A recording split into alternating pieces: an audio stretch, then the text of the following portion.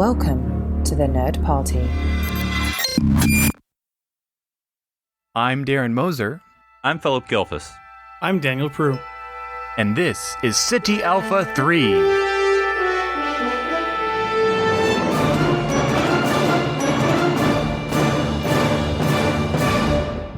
Hello, everyone, and welcome to SETI Alpha 3, a Star Trek podcast here on the Nerd Party Network. I am your host this week, Daniel Prue, sitting in the center seat, and I am joined, as always, by my illustrious co-hosts, Darren Moser and Philip Gilfus. How are you guys doing? Philip, I heard that you got to see some Star Trek stuff. That's true. I forgot about that already. Yes, as I discussed last time. The busy life of a UK goer. So many things to do. Yeah, I went up to London the other day where the Paramount Plus has arrived in the United Kingdom and Ireland last week. And I've seen some people posting that they started, watching Strange New Worlds and stuff like that, and Prodigy, but both which would be new to this part of the world. But yeah, so it was really a small thing, but I'm still glad I went. So sort of this Paramount Plus experience, but you went in and they had the little, what do you call it? The red carpet, the blue carpet, the background with all the it's the background with all the logos you take the picture from. Right. So basically you got your picture, whatever. And then when I was they're so okay. Did they have a mountaintop you would stand on with a Paramount it's flag? All snowy. Yeah. Well, they're if you go over here, we'll do a photo thing. I'm like, whatever. I have no schedule. Sure, whatever. It's not a long line. It's 20 people in there because it really was small. But anyway, so they walk in and okay, stand behind this sort of white screen, do 10 seconds of action, and then I'm I don't even know what I'm supposed to be doing, but okay. And they had a little communicator, TOS communicator. So I just played around for 10 seconds. Oh, I saw your video of that. It's they put you in a 3D kind of booth. Yeah. Yeah, hologram. A virtual hologram. Yeah, so then when they moved me out of that, next was the Discovery captain's chair. So got my picture in there. Very wide chair, as I'm sure you remember. So, it's very comfortable, but it's sort of it has almost a V instead of the rest that are a U. And so you're sort of flat, way out here. But that was cool. Even though it's not my favorite show, I can still sit in the captain's chair. It's cool. But then, next to that, they had the transporter room, which was just the screen. But like Darren said, then your hologram comes up, which is it's odd when I have my iPhone up and I'm recording it because it's a flat screen, but I'm looking at it and it's your 3D representation. It's got the parallax in it, so it looks 3D. Recording it, going that is a screen, but on my iPhone it looks like that's just me. I'm just someone's recording me. But after that, and that was basically all the Star Trek stuff. Of course, they had sort of a wait. If they didn't kill the original, then that transporter actually just cloned you. Don't ask how I came back from the dead. But yeah, they had a sort of a Western part. I guess it's all the Yellowstone or 1888 or whatever it's called, the Kevin Costner stuff. Then after that they had wait there are other shows besides Star Trek on Paramount Plus. Then they had a Mission Impossible thing, and it was sort of a setup. And it was for real, but I'm both too old and too big to do that. But it's the famous Mission Impossible movie moment. They strap you in. They literally hang you up. Oh my gosh, I would have done that. That sounds You got to hold your arms and your legs up? That would be so difficult to do. Okay, wow. Well, no, they were, and so the thing is, there's a little computer set up, and you have a selfie stick that I guess you're taking your selfie with. And so, but yeah, they weren't violently jerking, but they were doing the sort of bring you down and bring you up and then bring you down again. Do they hold you there until you sweat and you have to catch it? Exactly. Yeah, obviously they do. And then after that was Halo stuff, which even if I heard the TV show isn't good, that means Halo stuff, which is cool in and of itself. So they had all the helmets of the different characters, pretty big, the size of my laptop. And that was kind of cool. And then they had some of the weapons. It's okay to use centimeters now, Philip. In the UK, you can give, it's not it's not 3 footballs big and twice as round as a. It was as big as 3 Big Macs. And 3 it's like a microwave, about the size of a microwave. But the funny part is there was an actual Master Chief, full size. And I thought it's a statue. So I took a picture. And then he walked away. I'm okay. We love doing that. We love doing that. Now, is he actual size? Because Master Chief canonically is close to 8 feet tall. Oh, I was going to say no. He's Yeah, short and yeah. mean. Yeah, But of okay, course, then definitely not. Yeah. I mean, I'm assuming it's a guy. No reason it could have been a I woman. follow a guy on Instagram that's called World's Tallest Spartan, and he's like huge, and he does a Spartan cosplay, but he is like really, really tall. So in the Spartan armor, he's massive. Yeah. But I did feel sorry for whoever it was because air conditioning doesn't exist in this country. And so, like, what they do in this country is they just open doors. Like, if you go down shops, it's just open doors. And, like, Right. people are the people that run the shops are just outside their door. They're not, unless a customer comes in. And so it's been kind of hot here, I mean, for us. And so I just felt sorry for whoever that. They're probably doing like 10 minutes and then going back and. Oh, man, no fun. But yeah, so that was fun. I mean, Well, they might have had, I mean, just saying from the cosplay side, like they probably had either like a chill vest on, or they might have fans inside the helmet. Those help a lot. But Is that like a chill vest? Is that like just a vest full of ice or something? yeah, basically it's Okay. like a frozen vest, and a lot of people, because you're so hot, like, so Right. you might have something like that if you're like on a movie set in a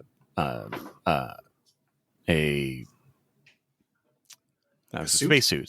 Yeah. That's the word I was looking for. But no, back to but talking about the Master Chief moving. I remember one time I was in my Stormtrooper, and this was so fun. We were at a con, and I don't know why there was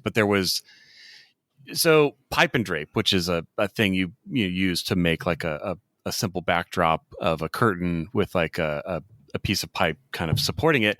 It is connected to like a flat plate that's on the ground, and I found like a just random plate that didn't have anything connected to it, and so I put it on the ground next to our booth, and I had one foot on it, so it looked like a mannequin plate that would, the thing that holds one. Yeah. So just that little extra, like I'm a mannequin look, so people would walk up and be like, "Oh wow, this armor looks really cool," and then you move, and that's scary. That's like, wait, but you have your foot is connected. But yeah, I haven't made the transfer yet. I know I've talked about it before, but I'll still talk about it until it stops happening. But I've heard other people who've gotten it here in the UK. And as I said before, they only have the first 3 episodes of Strange New Worlds. And then they're going to release a new one every week. I'm like, well, I'm just going to VPN and watch the whole series. There's 2 episodes left. I mean, why am I going to go back in time? But yeah. So I think maybe when Strange New Worlds end in a couple of weeks, I may transfer over just to watch stuff on the TV instead of my laptop. Sure. Where are we at anyways? Like, what is currently, is Strange New Worlds the only thing that's coming out at this point? Well, I don't have the official schedule. I can't remember the schedule. What comes next, I guess, is my question. Lower Decks, isn't it? Or am I crazy? It has to be. It feels like it has to be. Well, we haven't no. had Prodigy, right? We It's get a always Prodigy the break. palate cleanser of Prodigy, right? But I don't know. They really haven't been, because like I said, there's only 2 more episodes, right? Am I making that up of Strange New Worlds? That seems right. But I'm behind, so I don't know. Usually they start advertising the next one at this point, but I can't remember. Well, I have been watching Deep Space Nine, not to anyone's surprise, and we are now in the very pivotal episodes of. Oh, I'm going to forget the first one. The first one's title, but the first one and Paradise Lost, Homefront. And Yes, the 2-parter. Yes, the 2-parter. Wait, takes place on Earth. Not Emissary, right? The first one? Or are you in a different season? Yeah, no. This is the halfway through the series. Okay. This is the one where they the changelings come to Earth. Oh, that's and good.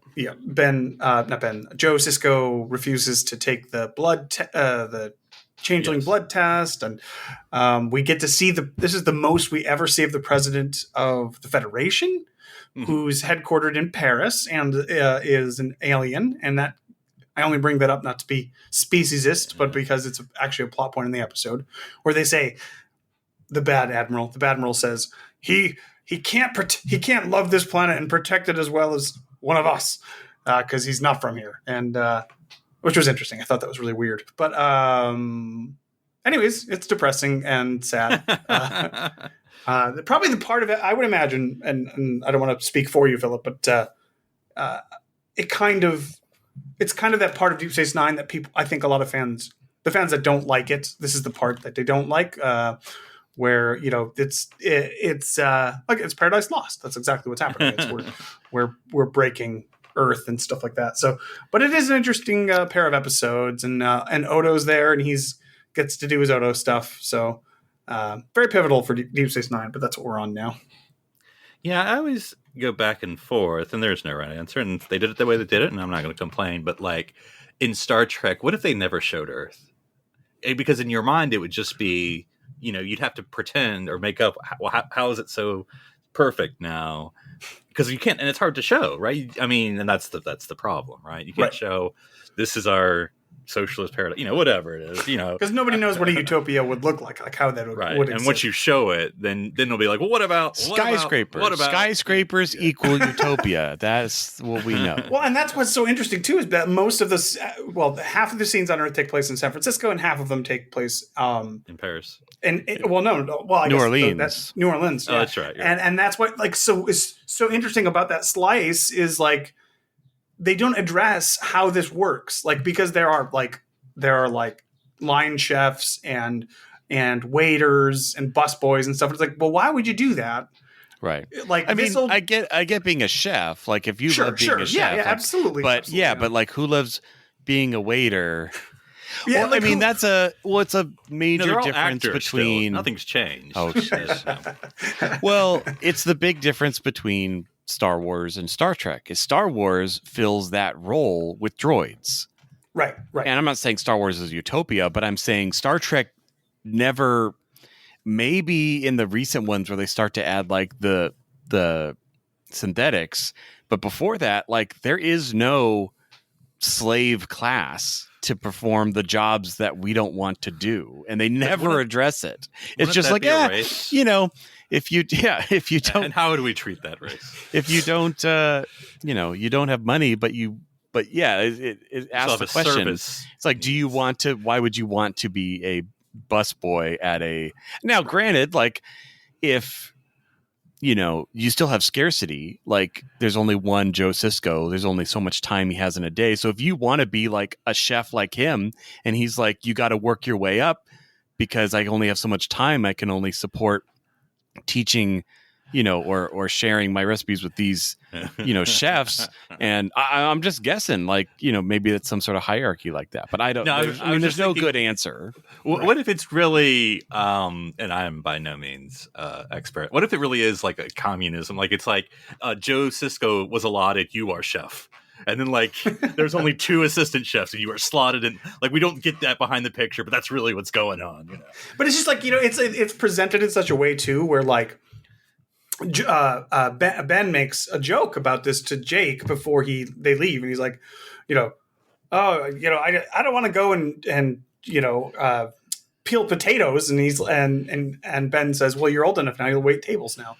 And then he gets there and he does make him do like these menial tasks, and it's like, why? Well, instilling work ethic in your grandson, like that makes sense. But otherwise, he's going to be a writer. Wait, where's that going to get you? But how are you going to put foot on the table, Jake, if you're a writer? I'm going to push the button on the replicator, Grandpa, and it's going to just show up. That's the problem with how it's presented, because it's like, okay, that's fine, and I get it. Like that's also a bonding experience between grandfather and grandson, which is fine too.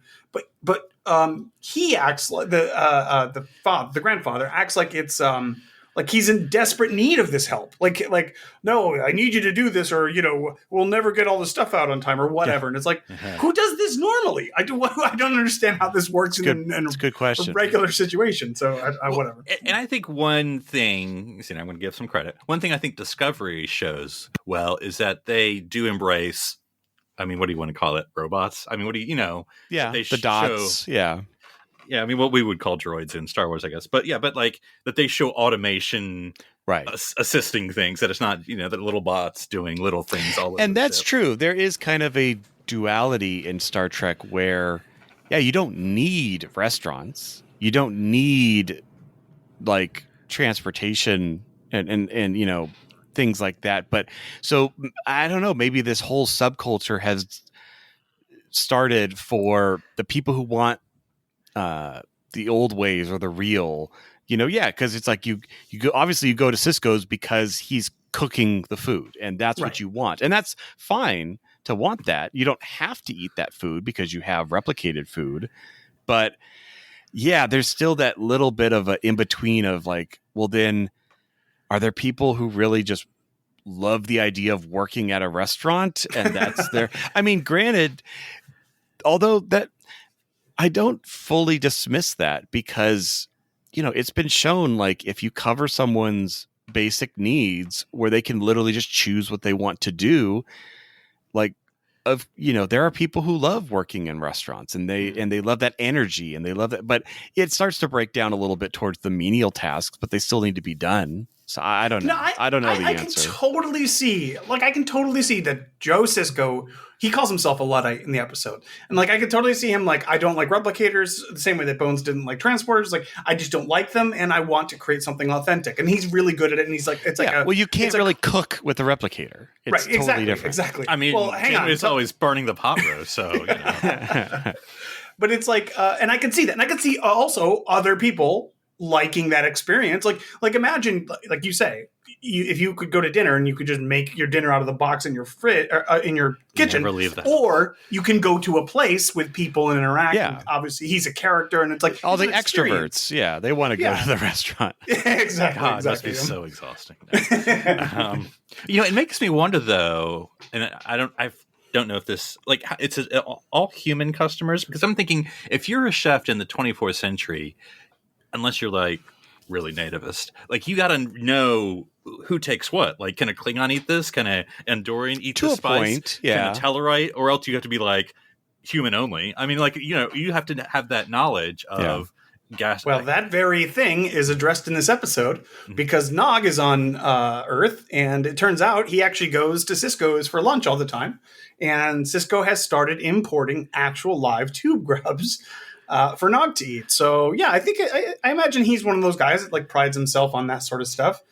You know, if he has a customer, a loyal customer that will come in and do all that, he'll. A non-paying he will provide. customer. I don't know how it works. I don't know. Well, you know what? I bet you Nog pays. I bet you he pays. He probably does, right? What does he do with it? Like, okay, say he does. What does Joe Sisko do with a bunch of Latin? That's the thing. We talk about there being no money, but there is exchange of resources. There has to be in any sort of society. So at some point, yeah, Joe Sisko could get paid in Latinum slips or whatever for the food. And he, I'm sure, then can turn that around into bartering with someone for like something he needed. I don't know. It's hard to tube grubs.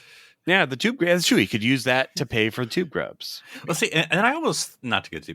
I mean, he's almost counter. I mean, he is counterculture because I think by nature of being off the grid. I mean, he can't be too off the grid. You know, how'd you build the restaurant? You know, did you construct it by hand? I'm sure they use 24th century replicating, you know, anyway, blah, blah, blah. But anyway, if or it could be an old restaurant that's been there for decades. Like it has to be because buildings there's no survive. Technology. Well, in that. Look at 10 Forward, guys. That place lasted. But the maintenance, and then I mean the Earth Authority health inspection. I mean, you gotta be up to code on your life support systems.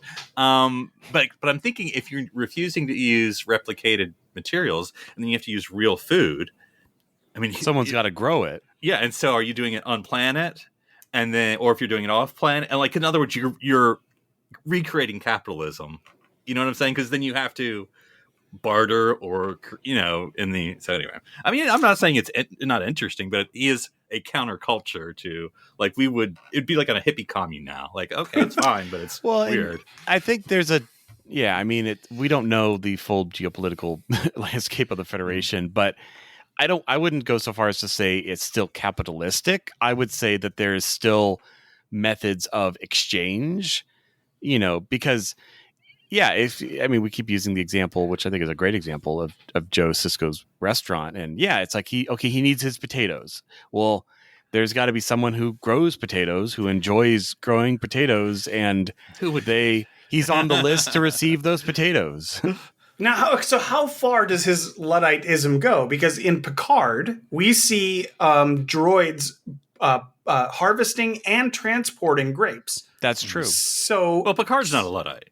His brother. Well, right. No, but what I'm saying is, like, could his potatoes be harvested by a droid? Probably. We just never saw it. Could it be? Could it be? Could I would guess all food production Yeah, for the people who want food production, because granted, it isn't a bad idea to still produce food on your planet, guys. Like if the systems go down, you still need to feed the populace. I also am curious what the population of Earth is. Right, That's a great question too. Well, here's an interesting. I know the Borg population, according to First Contact. Well, but- that's true. That's true. Here's an interesting thing that happens in this episode, Darren. So we know it's less than 9 billion. Because they said 9 billion Borg, and and the way he said it made it sound like that was more than the planet normally had. Oh, 9 billion. But here's the thing that happens in this episode: is Red Squad takes down Red Squad. I totally thought you shifted to Star Trek or Star Wars for a second. I'm like, what? Red Squad takes down the entire Earth. Okay, this is the most mind-bogglingly silly thing to me. They take down the entire Earth power grid, the entire thing. Yeah. So like, What is it, Texas? Okay, that's funny. I didn't know Greenland was attached to the other. It's like there's things called oceans between like global grid, but they beam up to this one ship, the Lakota. That's part of the plot. The Excelsior. Because obviously that has a separate power source, but you're telling me nowhere on Earth has a separate power source. There's no landed shuttles. that doesn't make There's any no nothing. That doesn't make what do you mean? sense. There's no batteries. There's solar or geothermal or none of that is a thing that exists. and it makes more sense in the future to not have a grid, but to have exactly. It's gonna be every wind, solar, every geothermal. city, or like every city block has its own Hydro. like fission reactor. That's Right. more likely than a massive grid. Like grids do not work well. They are just what we have. We have mastered fission reactors, but at this point, why would there not be just warp reactors all over the place? You know what I mean? Like you could easily just have antimatter reactors. You'd have like 3 for a Well, let's continent. not. because- Fission would be enough. Like When the burn Well, comes, I we guess want to blow it up would be planets. So But either way, there would be even if they were all connected, there would be stores of energy it's all over not the best place. writing. I will agree with that. Like, But, well, I wonder. Maybe because I haven't seen it obviously since recently. Maybe it's sort of like planet wide means like northern hemisphere because they're just a bunch of. no, it's the whole planet. It's very clear. So the whole planet goes. "Choo." It goes dark. It goes entirely dark, and they only have flashlights. That seems extreme because like now you're impacting like medical facilities. Like that's like you're terrorists, guys. You're literally terrorists. Yeah. Well, that's the point of the episode, but We prefer the term insurrectionist. What basically Paradise Lost is Saddle up. Starfleet's Lock and January load. 6th. in a way, it kind of is. I mean, They love it so much. They love the Federation so much. They don't want it to be taken over. Exactly. He talks about, Ben says that they wouldn't call it terrorism. They would call it patriotism. Am I right, Major Kira? And he puts up the... Okay. Yeah, no, but those are great episodes. I mean, especially nowadays, like rewatching. It's like, let's just, we need to release another fan pack where it's like Paradise Lost and Homefront and, all of the and the xenophobic past tense. Enterprise episode, past tense, and it's called like modern the early time. 21st century. Yeah. It's like and we're just like, oh, this is great, guys. We're excited about the future. Yeah. It's gonna be so different. Or I think I saw someone on social posted where they're like, man, I really wanted to be like in the Star Trek future with like, space exploration and all this stuff. It's like, instead we get the World War III chapter of Star Trek. And I'm like, yeah, kinda. And we skipped over the at least the unique war with the eugenics. Oh, the eugenics war. We just missed it, I guess. But We already talked about it. We didn't miss it. It was just. Oh, that's right. It was just an there. internet person. It was the Terminator 2 Judgment Day scenario where it keeps moving. Right. It's like 93, 97. Now we're on the swing 90-something? sets, and it's like, Oh God! it never happened. Oh God! Yeah. But well, do we want to keep talking about Paradise Lost, or do we want to talk? I was gonna say, like, Yeah, let's go through it. we can keep going. This is kind of where the story's been going. Well, because I think it's all about Earth, what we see and what's actually possible in the Federation. Because, like, with the president, like, and I can't remember. I'm sure this is non-canon, but like I remember reading, I don't know if it's on Memory Alpha or if it's Memory Alpha Beta, or Memory Beta, whatever it's called, like in the books and comics where like that guy gets impeached or whatever, or whatever, but it's just sort of a failure of the president. Because did he know about the events? I forget. No, but he kind of was really weak about it. I mean, he was sort of, he didn't rise to the occasion, I guess would be the best thing to say. It's a really interesting character because at first they come to him, they say, hey, I remember the days of Kirkwood Smith president. Those were always the good days. It's a great scene actually where Ben and the Badmiral come in. And Leighton Creighton. Yep. Admiral Leighton. Yep. Mm-hmm. And Ben puts his little briefcase on the seat, and then they start talking. They say, "Listen, the changelings could be anyone. We need to increase security across the board, all the way, everywhere on Earth." And he's like, "Well, I don't think it's a great idea. I'm very hesitant to do this to disrupt the lives of regular citizens." And then Odo, president. And then Odo that's right. Odo, he was the one that was case. Yeah, the that's case. Right. And like, oh my God, okay, well, no, yeah, blood screenings are now necessary and all this sort of stuff. I mean, I know they did it to prove a point, and it's a valid point, but right. He's like, he's like, literally, somebody else could have just done that. I could have killed you if I was a different changeling, sort of a thing. Yeah. And I don't know, I get why he would seem weak, but we are now going to establish the Starfleet TSA. I was just thinking this is very 9/11 because this is of course pre 9/11 is when this is right. But you're right because it's when the enemy ups the game and you have to you could do nothing and there's a small chance that they'll actually get through and do stuff, but there's still that chance. It's like, but how much of a disruption is it to change your way of life? To every time you walk through a door, every time you beam somewhere, every time you go to a government facility, like that you get scanned, like he's right. That is massively disruptive from the way Earth was living. And is it this episode? Because I'm trying to remember where we get like the changeling.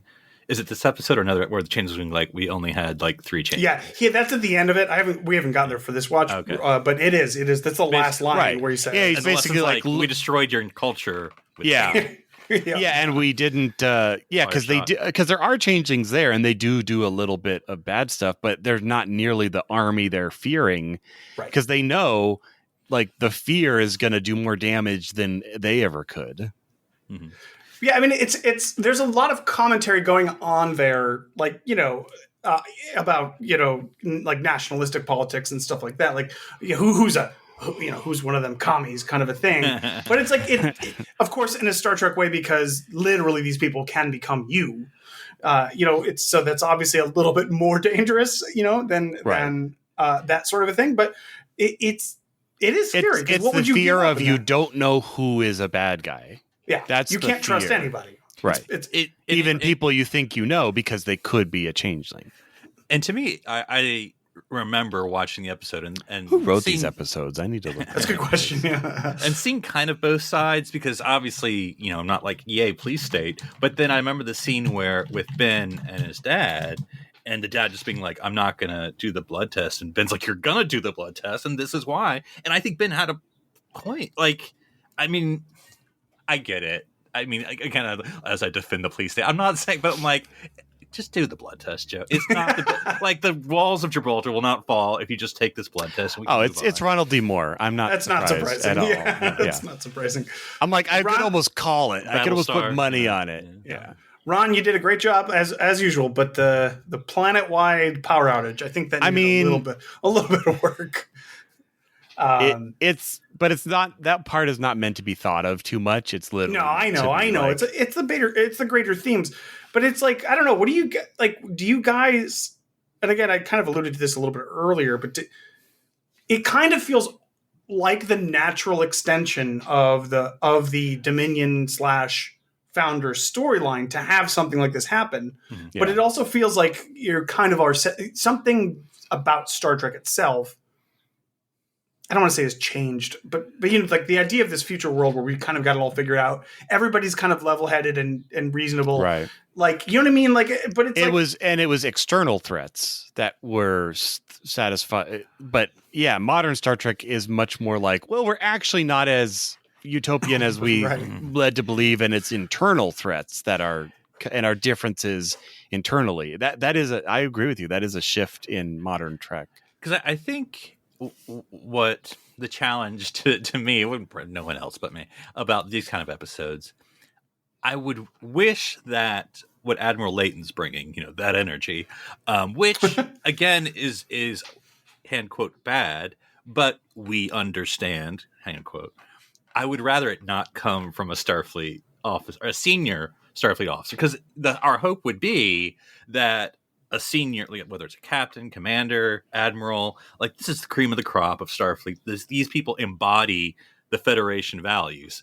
Whereas you could understand this from either like an ensign or a lieutenant junior grade who maybe is a little younger, or just an outsider. Like maybe they're still human, but they're not Starfleet. This is the leadership.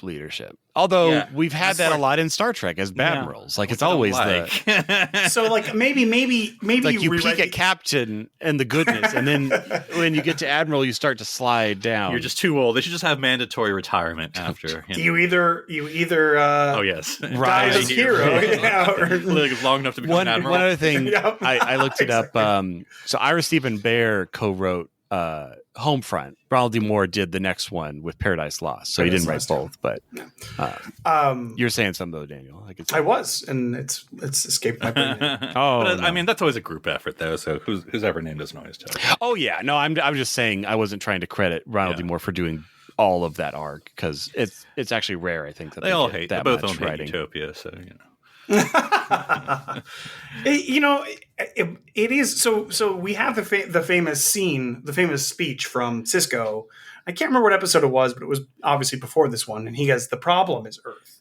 The problem is when you have this paradise, you don't see you're comfortable. Yeah. So I do remember my point from before. What I was going to say was, if you were going to rewrite this episode, Philip, then maybe you could give the villainy role to just Red Squad. You would remove the admiral, telling them what to do, and they're just they see a threat. They just decide their mandate has given of protect the Federation, and they're just that means we can do literally whatever we want, and at the end, everyone, even the admirals, are like, dude, Red Squad, you totally went too far with this. It reminds me vaguely, not because it's very tangential as I think about this. It reminds me a little bit of Starship Troopers, the book, which I actually enjoy. There's two parts in it that get a little preachy. Actually, it's very different than the movie, but yeah, it's very different. I actually like it. Did you know that movie's about fascism? Because if you guys to know more, if you didn't know, that movie is all about fascism, and it's a parody. It is not condoning fascism. It is showing that that movie is fantastic. I don't know anything about the book. Great. Oh, it is great. Is fantastic. But I'm just saying, I know there's people out there who are like, how do you like this movie? It's promoting fascism. It's have you watched the movie? Because it's kind of subtle, but it actually is saying that fascism is very bad.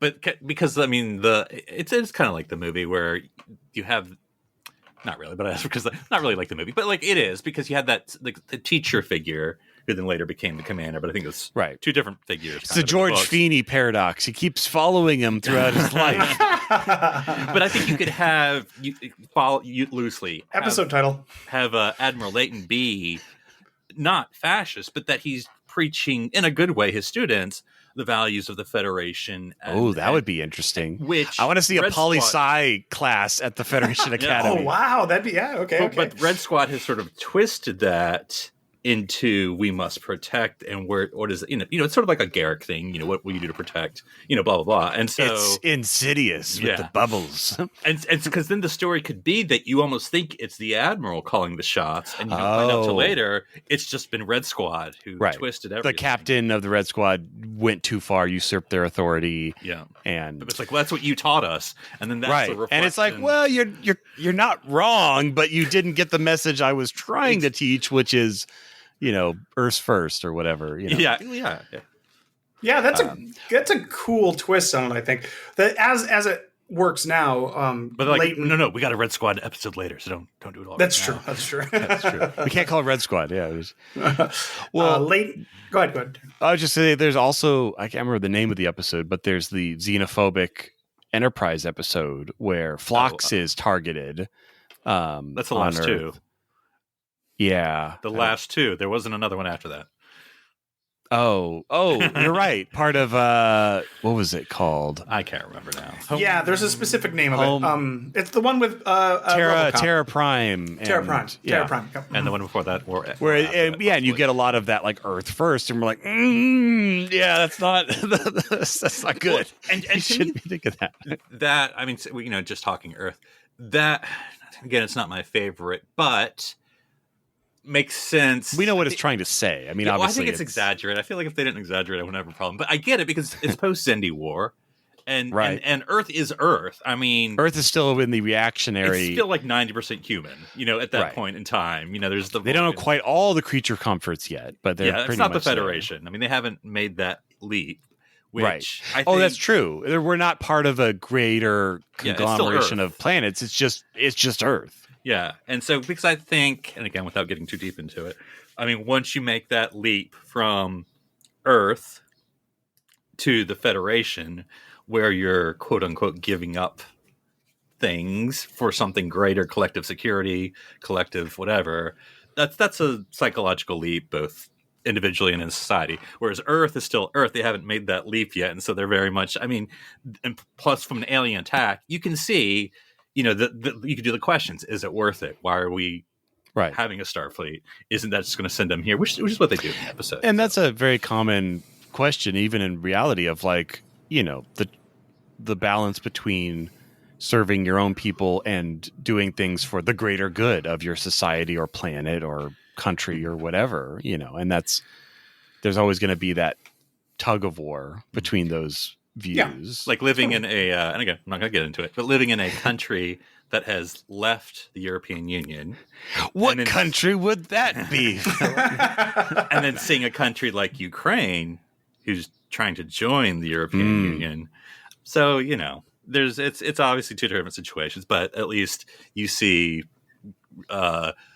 embracing collectivism versus not embracing it. But anyway, I'm not trying to get too deep into it, but that's how that psychology has to work. Earth first, because that's all there is. United Earth. I mean, that's what it is. Right. In Enterprise, yeah. And then the Federation, I think that's a story that we get both in like Discovery in the future, where we get the Fexit. I don't know, Well, it's interesting.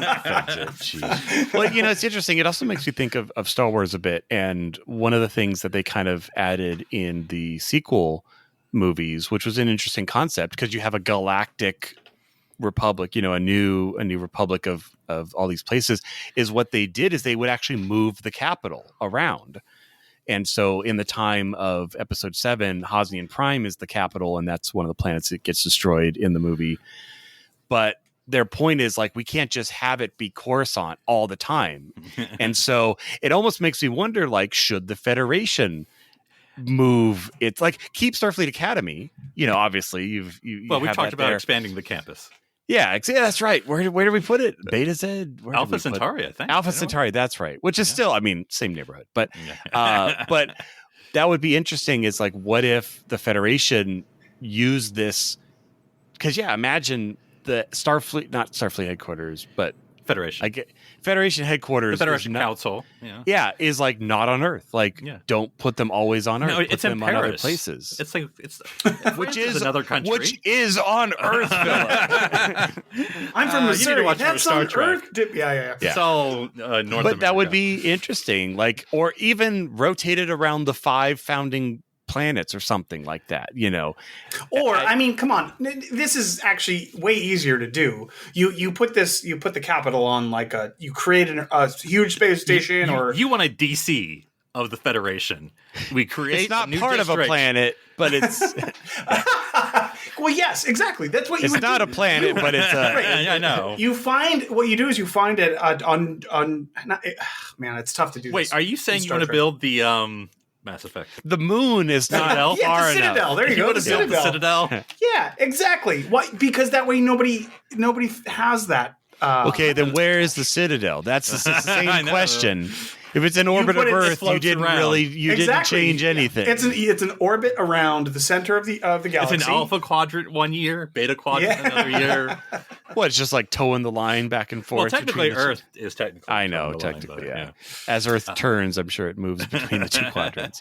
That's a good point, though. I want to hammer this because I do agree that Earth should not be the most important. Humans only club. But you know what I mean? Like, because then the temptation, of course, are stories like this or the one in Enterprise. I think that would have diffused this type of situation. You wouldn't have.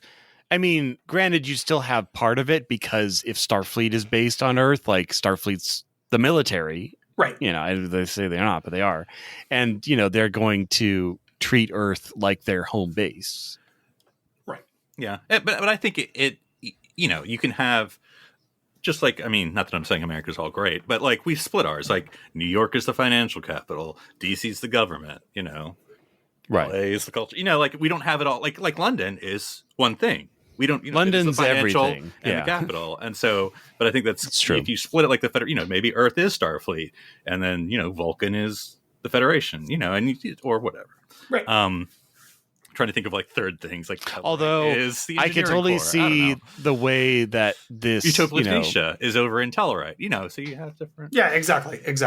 Yeah, why is not Andoria a more significant part of Star Trek lore? I don't know. Does it cost too much cold. fake snow? I guess. Yeah, I don't know. That's a good point. Although I could see them telling the same story with Paradise Lost, because all you would have to change is we're still on Earth, but we lose contact with the Federation Council and the President because they're on another planet. So now Earth's cut off. It's not like, you know. Now, so it's actually worse that they're not network, there. I could see that. That is true. You know, it's still because then you couldn't get in a shuttle, but I could see and certainly nothing.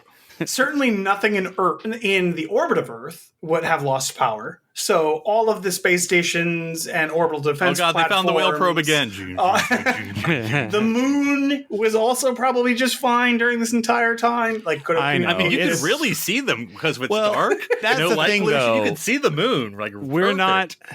Yeah, and that's the problem with. It's hard for humans to write stories about planetary because we're not there yet. We don't know how that functions. I mean, you can see the Mars Defense Force on a night like this. Oh, those poor people. First the Borg attack, and then the synthetic attack. Yeah. Oh yeah, you can still see it burning. Oh my God. God, that's so depressing. I hate that they did that. Yeah. It is interesting. You know, Philip, you said something early on in our show here where you said maybe just don't tell stories on Earth. And at first I kind of thought, well, I mean, you know, Earth is only Earth. the movies. It's kind of important. But also I get what you're saying, because if there's no issues there, if there's no problems there, like what are we trying to solve for? Like, right. Like you said, because you have to create stories like this where there are problems. Otherwise, it's boring to go to Earth. I mean, I don't think Jake Sisko wants to go to Earth. He doesn't like it there. So that's what I'm saying. Like, there is a middle ground, because like family is a very personal story that took place on Earth, and that is not about a bigger societal collapse of the entire Federation.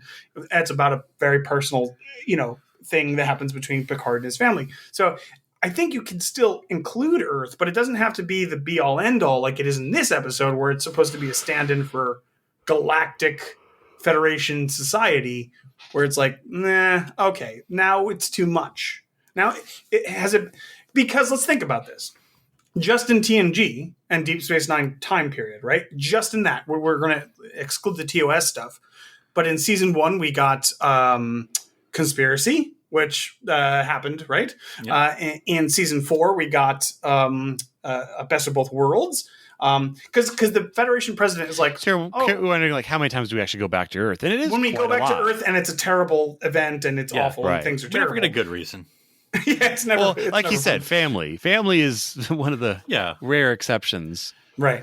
So it's like every time we go back to Earth, it's always like, oh my God, everything is like, it actually sounds pretty horrible to live on Earth if you can't go 2 years without Target and that's why, and like that, and think about it, like, does TOS ever go to Earth?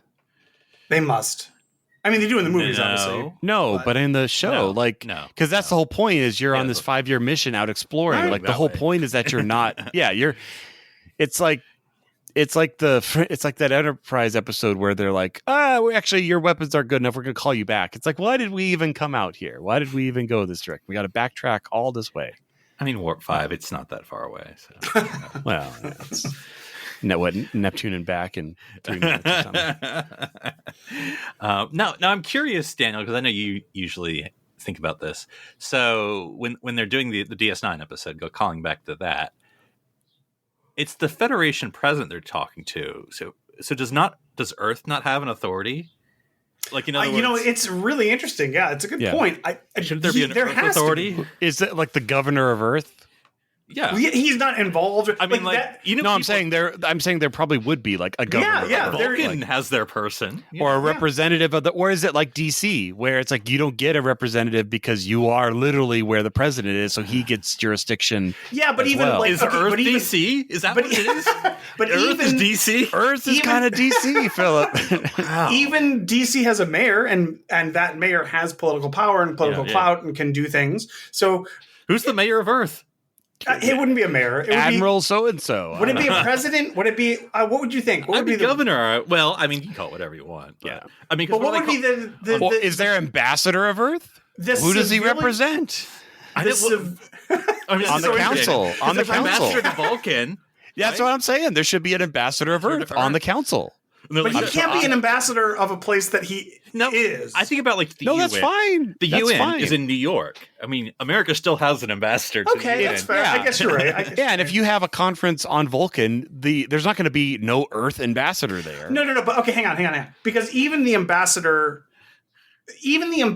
of Earth to the Federation would be a different political position as the political head of the Earth. Federation. Yes, correct. So those just would be two. Yeah, those would be two different. You have the governor of Earth and you have the ambassador of Earth. Right. One governs the planet, as so far as you have a government. The chair of Earth. Let's call him the governor. That's fine. I'm fine with that. And one is the representative ambassador of representing the interests of the planet in the Federation as a whole. Because at the end of the day, Earth is just one planet. Right. I mean, I would love it if it is special DC planet, but now that this is awesome, it's in my head. Where like I'm thinking, what do they call Vulcan? Is it like the first chancellor? It's a thing. I just forget what they're called. You have the head. The head of Vulcan. Yeah, probably Michael Burnham. I think. I'm trying to think like in Enterprise, who was the secret Romulan guy? Anyway, I can't remember. But anyway, so you have the head Vulcan person, Teller. I would love for them all their titles to be like head of planet, and Earth is like one below, like it is DC. So instead of like first chancellor, it's like first super governor of the of soil. It's it does. So it's just slight. You can tell it's a slight step down, and they're always but this is a Federation cool... president walks in, and they're like, "Oh, it's the real president of Earth." No, I am a legitimate elected official. Sure, governor. This is a cool, but there's actually a cool political. Oh wait, guys, we know who the head is. It's Robert Picardo. He's the president of Earth. Totally forgot about that. That'd be funny. No, that's a cool way to like world build and create. You can't have two presidents on this planet. One of the Federation, one of Earth. Yeah. The reflecting pool, we call it the Atlantic Ocean. That's what it is. Oh. But you were saying, Daniel. Yeah. No, I really like the idea that there should be a head of Earth and not just a head of the Federation. That makes total sense. And why was that person not consulted? Or we're thinking of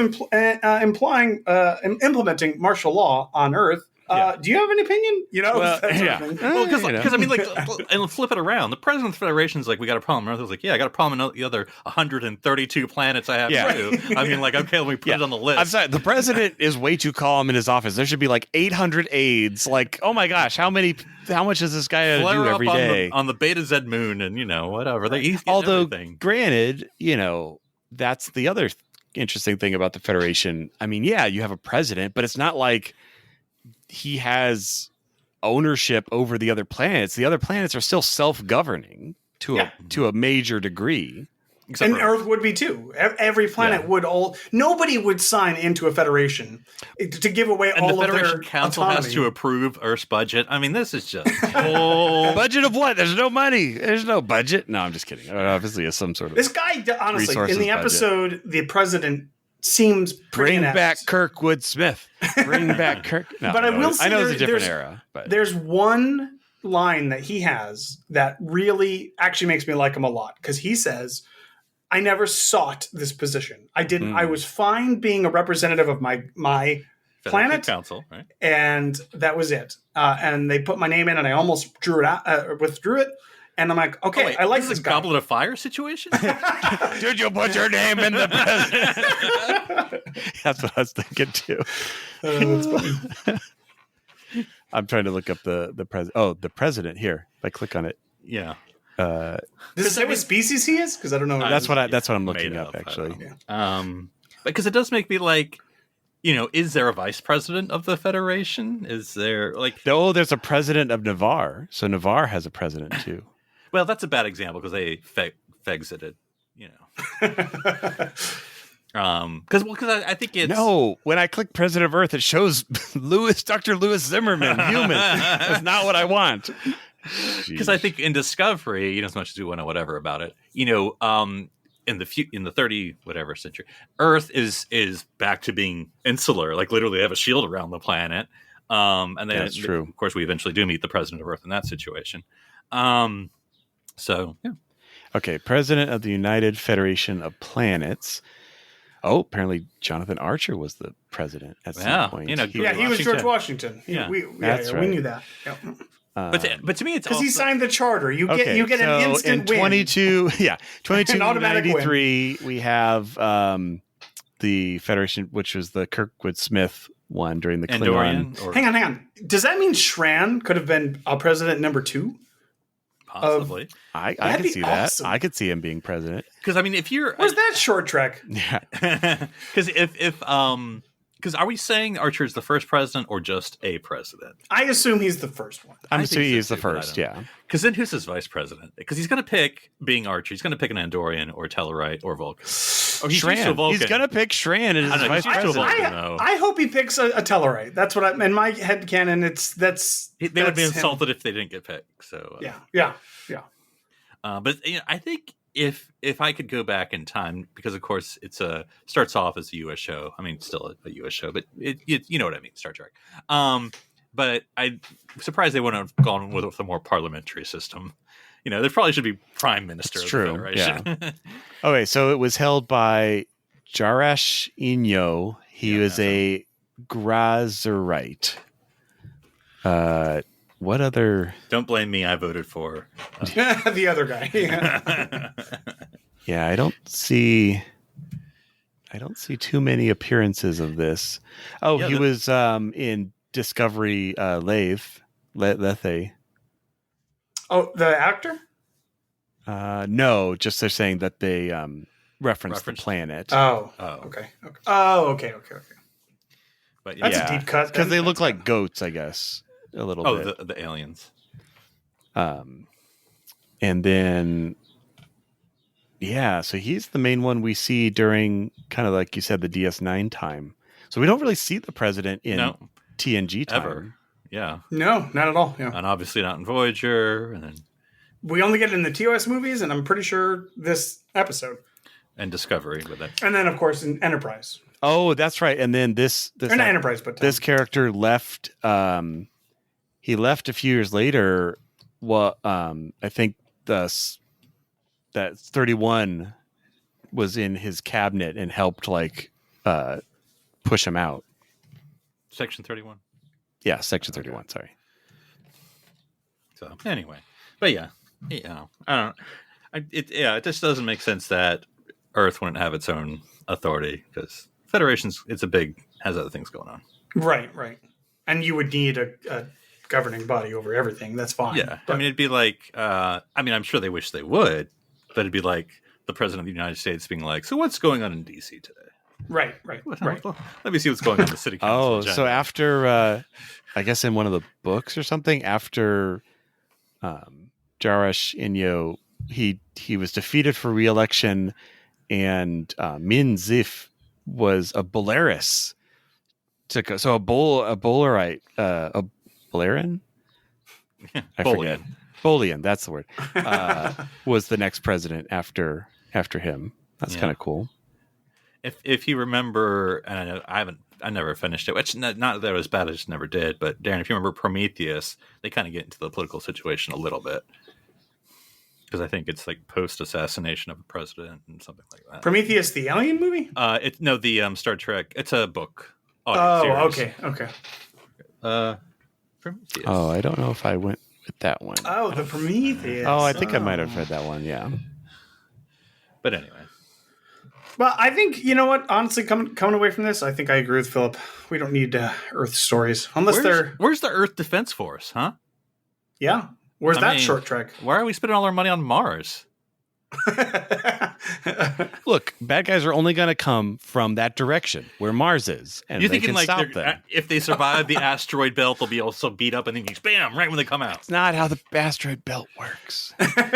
You know, Darren, I think of when I think of Earth in Star Trek, what comes to mind is like the opening shots of Coruscant in the prequels, where it's literally just a giant. It's like a traffic jam of just spaceships incoming and outgoing, and there's just so much activity happening. There's no possible way that all of these things could get destroyed at one time or disabled at one time. That's like true. it's just like Earth should be much busier. If it's the center of the Federation, like there should be ships showing up all the time.